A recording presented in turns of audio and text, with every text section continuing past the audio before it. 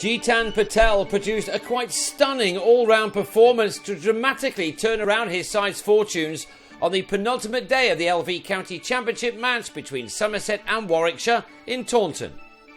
The visitors, who on the previous day had lost 5 wickets without scoring a single run, began the third morning on 180 for 7, 258 runs behind their hosts, and that was after Laurie Evans and Patel had thus far added 60 runs for the 9th wicket. Evans, who resumed his innings on 23, continued the recovery. Patel had made 37 before this day began, and 35 minutes into day 3, he turned that into a 50. His third 6 off Jack Leach, taking him there off 86 deliveries, 5 of which had brought the Kiwi 4s.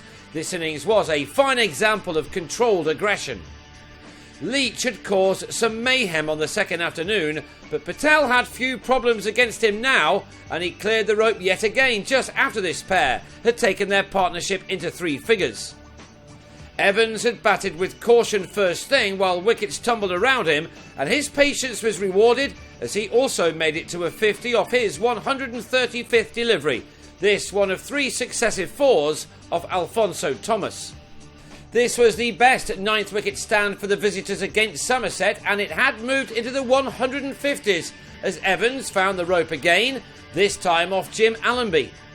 Patel was in nosebleed territory by now as lunch approached. Twice before in his career he has scored hundreds, and he was now into the 90s as his partnership with Evans took Warwickshire close to the follow-on avoidance target of 289. 3 more were needed when, into the afternoon, Leach took a 6th wicket in an innings for the first time as Evans went back instead of forward and was bowled for 73, the partnership ending on 169. The follow-on was avoided, and then Patel, needing just 2 more runs for his ton, had a rush of blood and was stumped, Leach now with a 7 for. 29 more runs were added for the last wicket, debutant Mark Adair looking accomplished in making 24. He left on that score when Oliver Hannon-Dolby was bang in front to Allenby. Warwickshire all out for 324, Leach with figures of 7 for 106. That gave Somerset a first innings lead of 114, but they were soon in trouble second time out once Marcus Trescothick nicked off to Keith Barker, who also bowled Tom Abel in his next over.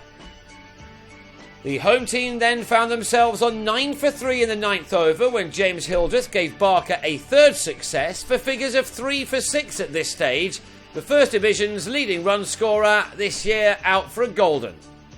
Patel was on early to have Allenby held at short leg by Freddie Coleman before Peter Trigo was LBW to the same man as Somerset headed for tea on 36 for 5. That had them 150 runs to the good, and just 10 more had been added to that when Patel was in the action again, trapping Luke Ronke rather obviously in front. This was turning into quite a contest. Warwickshire, seemingly a beaten team on the previous day, now just about restoring parity, although Tom Cooper thwarted them for a while. The total read 68 for 7 when Lewis Gregory gave Patel the 19th 5-wicket haul of his career and his third of this campaign, Evans with the catch in the deep. Cooper, on a top score of 26, then missed a drive and was bowled with a total on 73 for 8. And after Jamie Overton had belted the off-spinner down the ground and over the rope, he too fell to the Kiwi, Overton trying to repeat the dose but being well taken by Ricky Clark off a thick outside edge. Thomas, in his final innings for the county he's been with for the last 8 years, along with Leach, now tried to score as many runs as they could for the last wicket, and did at least add 27, the best partnership of the innings. But when Patel matched Leach earlier by grabbing a 7th wicket, Leach edging to Varun Chopra, Somerset were all out for 110, Patel with the fantastic figures of 7 for 38. So that left Warwickshire, who'd looked certain to be following on at the start of play, a target of 225, and Chopra and Ian Westwood safely negotiated 11 overs, 5 of which were delivered by the Somerset spinner Leach, who opened the bowling. So the visitors will head into the last day on 20 without loss, and now needing 205 more runs to complete what would be a remarkable victory. Somerset will be very thankful that they are safe from relegation.